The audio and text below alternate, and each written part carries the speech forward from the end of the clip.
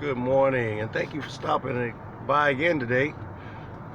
Today is Sunday, the Sunday after Christmas, 2025, and I'm on my way to visit my mentor, have a little morning breakfast at his house.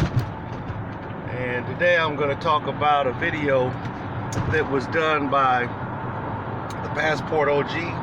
The title of it was, "Will Boss Chicks Be Begging for Providers in 2026?" We're about to enter a new year, and I just want to highlight a couple of the issues that he had mentioned, because he takes a couple of stitches from a video where a gentleman's having a conversation with a woman, and she talks about how black women have been at the front lines of all of these protests, helping out all of these different people. You know, when black men get killed, they're at the front lines. When LGBTQ are looking for rights, they're at the front lines. They're just so busy working and helping everybody. And I'm laughing because I'm sitting there saying, that's just the byproduct of being a nosy busybody, all involved in everybody's business instead of handling your business. That's the problem there. So it's not that you guys are putting in all this work, because if black women were doing so much work, the black community would be a place that is admired by other people. And she said that the black woman is the backbone of the black community. Supporting what? What are you guys actually supporting? Tell me that. Answer me that, black women. What are you guys actually supporting, and to what end? What is the benefit? What's the payoff? I hear you guys talk about doing so many things for so many people and all of this, but how does this benefit the world? How does this benefit you? And ultimately, how does this benefit black people in the United States? I don't see anything that you guys are doing that's really going to be beneficial to the black community. The older women are still running around here trying to look sexy, when you guys look very, it's like you have to be qualified. There has to be a qualifying adjective to you doing anything over 45 years of age. She looks beautiful. Here's the qualifier: for her age. She looks sexy for her age. Why can't you just pass the baton of sexiness to the women that are under 25? Because we already know most of the women that are appealing to men of all age ranges on these dating apps are between the ages of 18 and 25. So just don't fight nature in terms of you trying to be pretty, when your value at that age is no longer pretty. Because if we want pretty, we're going to look for youth. We're going to look for beautiful young women. And that's not a knock on you. It's a knock on you when you don't want to lay down. It was like when Michael Jordan retired, he came out, retired, and returned, and he left in time to not totally damage his legacy. He couldn't jump as high. He wasn't as adept at playing the game as the younger men were. And it's because he got old. He lost his step. His body is just not what it used to be. And there's nothing wrong with that. That's just acknowledging and yielding to Father Time. And this is what women need to do. So I'm going to give you guys one aspect of the book that I'm writing. It's almost done. I'm going to give this one to you as a freebie. and hopefully as something to get you to say, okay, this man knows what he's talking about, and maybe you guys will read my book and I'll elaborate on this point. The thing that a woman is going to be able to give to a man for the long haul of marriage. And marriage, ladies, is definitely a system that will give you the maximum benefit that a human being, whether it be a man or a woman or a child, the maximum benefit out of life. If you fail in marriage, you can rationalize your life as being a life being worth living. But if you weren't able to make it through marriage till death us do part, you will never see and understand the real value of your existence on this planet, because you didn't do it right. But here we are, the point that I'm going to give you as an older woman. It's in my book. Will be out hopefully by the end of 2026. It's attitude and acts of service. That's the new AA meeting I want you guys to associate with those two letters, AA. It used to be Alcoholics Anonymous. I want y'all to associate AA with attitude and acts of service. Attitude and acts of service. That's going to be the thing that's going to make your marriage work over the long haul. If you have the right attitude, you love your husband, you love your marriage, because your marriage is a fusion of two people becoming one person. And one person has one goal in life, one purpose in life. And the whole purpose of marriage is for these two people to come together and to be as successful as they can be. As successful as they, as coming together, can be. Not as this individual wants to be. There was a woman that I met on a dating app, and we never dated, but we talked on the phone a couple of times.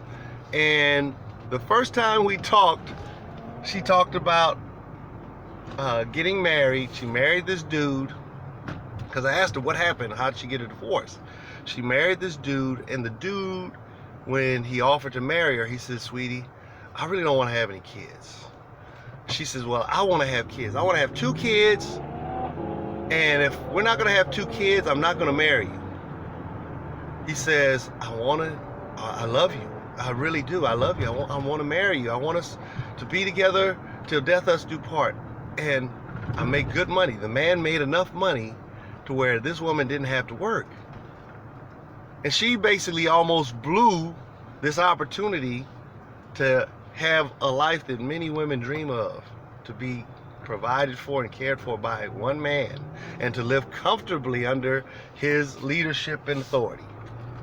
So the man acquiesced to it. He gave in and says, okay, all right, I love you that much. I'm willing to sacrifice my desire to not have kids and just have you all to myself for these kids. And such a gesture would be lovely if there's some way in which this woman can reciprocate it other than just giving in to marrying this man. So the kids grew up, and now that the kids are grown, they're out of the nest, it's just you and me, baby. That was, she told me this is what he said to her. It's just you and me. And she's like, well, no, I want to be a nurse now. And he's like, wait, sweetie, I've waited 20 years to have you all to myself. And it was well within your ability to give me what I'm looking for now. But now you want to be a nurse? Yeah, I want to be a nurse. I'm going to go to nursing school because I want to be a nurse and I'm going to do this. So she ended up going to nursing school. Unbeknownst to her, her best friend, her lifelong best friend, started coming around, and you guys already know what happened next. The best friend starts sleeping with baby girl's husband. She got all upset with her best friend. But at the time that she's talking to me on the phone, she said, "Can you believe it?" I says, "Yeah. Did you thank your best friend?" She's like, "What are you talking about?" I said, "Well, I heard the beginning of the story where this man loved you so much that he was willing to give up 20 years providing for not just you, but providing for those children that he really didn't want to have. But there he is. He loves them. I'm sure he did. Because if he didn't, 20 years for him to continue to provide not just for you, but for these two kids too, and to give them all an opportunity to get an education at university and then graduate so they could become very productive, prosperous adults. He did all of this because he loved you. Now that they were grown, you were so inconsiderate and thoughtless that it was all about you and what you wanted to do, that you didn't even think one time to thank him. But you know what?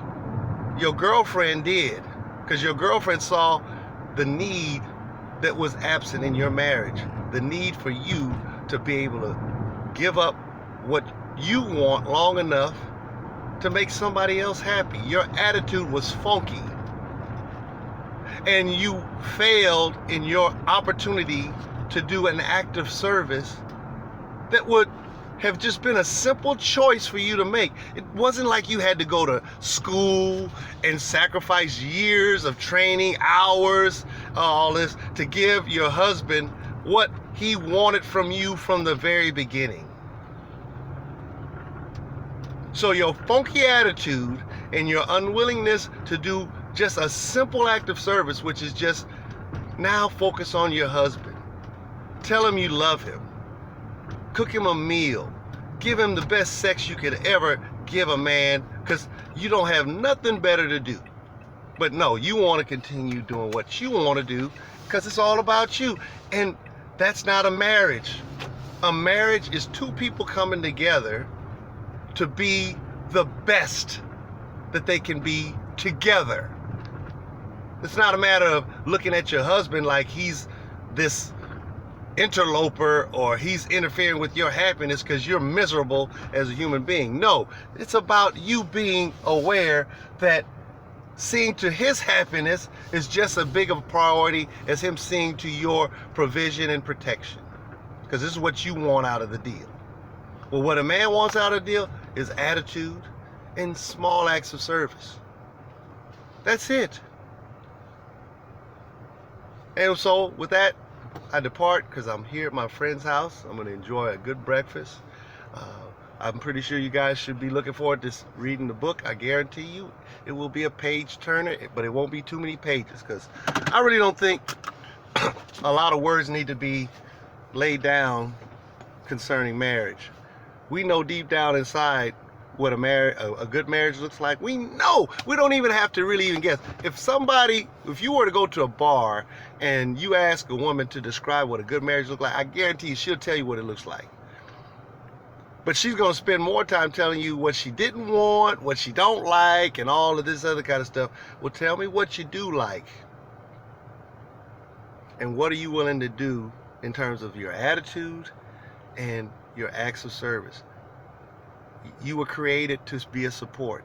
You weren't created to do the main heavy lifting. That's the man's job. You were there to just help him out. And this is all that woman had to do, who ended up becoming a nurse. You know, all she had to do was get on her back, give her husband some good sex, and not want to necessarily be a nurse.